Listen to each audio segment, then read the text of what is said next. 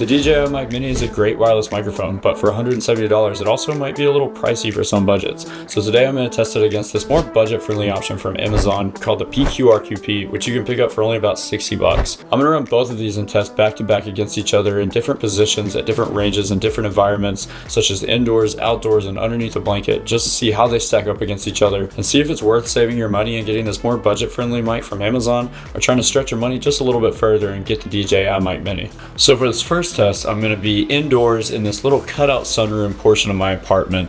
I've got about 10 feet ahead of me with a wall and then a small corner. There's a wall right here, and then I've got an open living room right here in this cutout area. This area is not sound treated, so the acoustics are not ideal, but just to give you an idea of the space I'm in. I'm going to take turns with both mics. I'm going to do clipped on my shirt and then speaking directly into the microphone, and we're going to see how they sound. Also, I just want to give you a heads up that this audio is not edited, and the Amazon mic tends to produce a ringing sound, which you're about to hear now.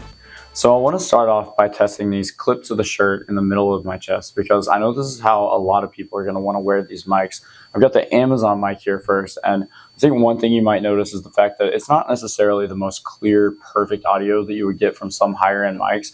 But for a $40 mic that's only a quarter the price of the DJI Mic Mini, it's really not that bad, especially for people who don't necessarily need that higher end sound. I think one thing that stands out probably is the ringing, and that might be something that you could fix with a little bit of editing. That's something to play around with a little bit. And there are a couple other things to note about this mic. One thing is the fact that it's a little difficult to clip to your shirt. It falls off really easily. This isn't like a weird texture or anything, but it's just a little bit heavy, and it's not the best at staying clipped on. So that's something that I've struggled with a little bit. And another thing that comes with that is the fact that it kind of falls forward, so it's not necessarily facing exactly where you want it to be while you're using it like this. So you may not get the best audio quality while wearing it like this. Another thing worth mentioning is that the receiver sticks out straight from the auxiliary cord, and there's nothing you can do to angle it to a different position. So if your camera's like mine and the screen folds out right next to where the aux port is, that means it's going to be sticking out right in front of the screen. So it's going to block the screen where you can't see anything. You won't know if you're in focus or not. So that can be a little bit difficult and might be something to consider if you're planning on getting this mic. But overall, hopefully this gives you an idea of what to expect from the Amazon PQRQP while you have it clipped to the center of your chest. Then I went ahead and put the Deadcat on just so you can see what that sounds like if you're interested. I've still got the mic clipped to the center of my chest. It's still on my shirt, kind of leaning forward, so probably not the best audio quality that you could get. And it's not going to make too much of a difference because we're indoors. It's not outside somewhere where we'd have wind where it would really make that much of a difference. But if you're curious about what it would sound like in the center of your chest with a Deadcat on, this is what that would sound like. And then now I'm going to try to do the same thing with the DJI mic. I've got it clipped to my shirt in the middle of my chest. I try to put it in the same spot where the Amazon mic was. And one thing to note right off the rip is it's a lot easier to get this DJI mic in the place where you want it to be and to stay on your shirt, because it actually has a little magnetic clip. So you can take the magnet and put it on the other side of the fabric, and then it just sticks wherever you want it to be. Plus it's a little bit smaller and lighter weight, so it points right where you want it to be, so you don't have to worry about losing audio quality from it falling forward. So the form factor and not pulling on your shirt is definitely a benefit of the DJI. You'll also probably notice that the sound quality is a little bit more clear and full-bodied than the Amazon mic, but again, that's something that can be negated by holding the Amazon mic in the right position and just trying to get the best audio quality out of it that you can.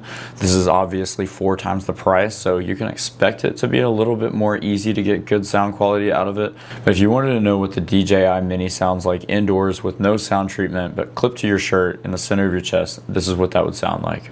Now, just like with the Amazon mic, I went ahead and popped the Deadcat on the DJI Mini just so you can see what that sounds like in the center of your chest indoors. Again, it's probably not going to make too much difference because we're not outside where there's wind or anything for it to really be making an impact, but it can sometimes soften up the audio. So if you wanted to see what the DJI Mic Mini sounds like with the Deadcat on in the center of your chest, this is what that would sound like. Then for the next test, I want to have it held in hand right here because I think this is how a lot of people are going to be using this mic. like it's just a little bit more ideal in terms of being able to move it around freely and have more control over where you're placing it. And I think this is how you're going to be able to get the best audio quality out of this Amazon mic. I want to kind of give it a fair chance and be able to talk to it here and maybe even a little bit closer for a second so you can see what it sounds like up close. I don't want to blow out the audio, but I think this is probably where you're going to get the best sound quality. I could also try to hold it back a little bit further away where it might be if you were to be interviewing somebody potentially. It's probably not going to usually be this far away. And I'll also kind of gesture it around a little bit while I'm talking. I know this is kind of a dramatic gesture, but you know, if you were to be waving your hand around while you're talking, and I can kind of hold it off about 1.5 feet away from me at an angle. If you want to kind of see what it sounds like, if you were to like move it around to different angles, just do a little sound test at some different distances. But I do think that this kind of space, maybe around 6 inches or so, give or take, is going to be the optimum distance to get the best audio quality out of this mic. And really, it's not that bad for certain use cases, especially if you were to be in a sound treated environment where you could get the best sound out of it. So you really might be able to make this work for $40. Then we're going to do the same thing with the mic held in hand, but with a Deadcat on. I'm going to try to still hold it right here in this position that I think is probably the best area for you to hold this Amazon mic, just to get the best sound quality out of it.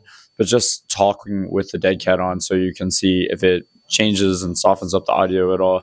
I can hold it out further away from me. Again, if you want to see what that sounds like at a little bit more of a distance with the wind muffler on, move it around and hit a couple of these different angles and maybe gesture a little bit while I'm talking. I don't think this is going to make too much of a difference while we're indoors, but it could potentially soften up the audio a little bit. So if you're interested in what this Amazon PQRQP sounds like indoors with a wind muffler on held in your hand, this is what it sounds like. And now we're going to do the DJI Mic Mini held in hand in front of the face, which is again probably going to be the optimal way of using this microphone. I think a lot of people like just holding it in your hand because you can move it around and gesture and put it exactly where you want it to be and point it right at your mouth, and it's just a little bit easier to use overall when it's in your hand like this. I feel like this is, again, just like the Amazon mic, probably going to be the optimal distance to have it away from your mouth. I can also try to hold it a little bit further away as if you were interviewing somebody. This might be a little bit exaggerated, but you know, just so you know what you can expect from different ranges and angles. Like I'll put it over here to the side, maybe move it over here a little bit, like, and see what it sounds like off to the side. I can gesture. This is probably a dramatic, kind of exaggerated way than compared to how you'd actually be gesturing, but in case you want to know. But I feel like this is the optimum area to hold it probably, and this is the DJI Mic Mini held in hand in front of the face. And then just like before, I popped the Deadcat on just so you can see what it sounds like in comparison with the Deadcat. Even though we're indoors, sometimes it softens up the sound a little bit. So I'll just talk into it right here at this kind of like close distance so you can hear what that sounds like. And I can pull it away as if you were interviewing somebody, or a little bit further away if you want to see what that sounds like again with the Deadcat on. I can kind of wave it around, as dramatic as that is, and see what it would sound like if you were to be gesturing wildly while talking with the Deadcat on. Hold it off to the side about 1.5 feet away, even though really I think this is probably going to be the ideal distance that you have it. But yeah, this is the DJI Mic Mini held in hand with a Deadcat on indoors. Okay, and now I'm going to try to do just a quick little indoor range test with both of these. I've got the Amazon mic in my hand first, and I'm just going to do a lap around my apartment really quick and see if we notice any audio quality fall off as I go into different parts of my house. Now, this is a small apartment. Right now, I'm in the bathroom, which is diagonally the farthest point that I can get from the camera. I'm going to put a diagram on screen so you can see what my floor plan is, but if you were to notice any audio quality fall off from the range, it would probably be right here. I'm assuming with bigger houses, you could probably get better range and more loss, but I'm walking into the bedroom now. This is the room that's adjacent to the camera. I'm still holding the microphone the same position, same distance away from my face. I'm just going to come back into the living room, and this is the wireless range test indoors with the Amazon microphone. All right, now I'm going to try to do the same little range test with the DJI Mic Mini. Again, I'm just going to hold it in front of my face, do a little lap around my apartment. I'll keep that diagram on screen so you can see what my floor plan looks like, but I'm in the bathroom right now. Again, this is the farthest away that I could get from the camera in my apartment. If you were to notice any sort of audio quality fall off, it would probably be right about here. I'm gonna walk back into the bedroom. I'm assuming it's probably less noticeable with the DJI, but I wouldn't be surprised if both of the mics were just consistent throughout my whole apartment, because it is a pretty small apartment. I've still got it in front of my face the same distance the whole time, and I'm coming back in here. This will be the wireless range test indoors with the DJI Mic Mini. So now for just one last test here, I just wanted to try both of these microphones under a blanket. This is the Amazon mic first, and this is a moderately thick comforter. I know this is how some people might end up using their microphone to record voiceovers for certain sections of videos. This is just probably going to be the best way to dampen the sound and get the cleanest audio that you could get from one of these handheld mics. I've got the mic probably about 8 inches away from my face. I'm going to actually hold it a little bit closer like this for a second, just because I really do think this Amazon mic has pretty decent sound quality, especially for the price when it's in the right circumstances. Like when it's held closer to the face, I think that it picks up better sound and gets a little bit cleaner and more clear sound, more full sound. I'm going to hold it a little further away from my face for a second. But yeah, this is probably the most ideal sound controlled environment that you could use this microphone in, and this is what the Amazon mic would sound like underneath a blanket. Alright, so now just to do the same thing with the DJI Mic Mini, I'm again under a blanket in what is probably going to be the best sound dampened environment. This is a moderately thick comforter. I've got the mic the same distance as I initially had the Amazon mic from my face, probably about 8 to 10 inches, and I'll go ahead and hold it a little bit closer now. It's only a few inches away from my face now, and I think this is the best scenario for recording a voiceover. Really just trying to get the most clear, full audio and sound quality out of either of these mics. I'll hold the microphone a little bit further away right now just to see what that sounds like. But the blanket's definitely going to help cancel out any sort of echo or reverb that you would get on these mics.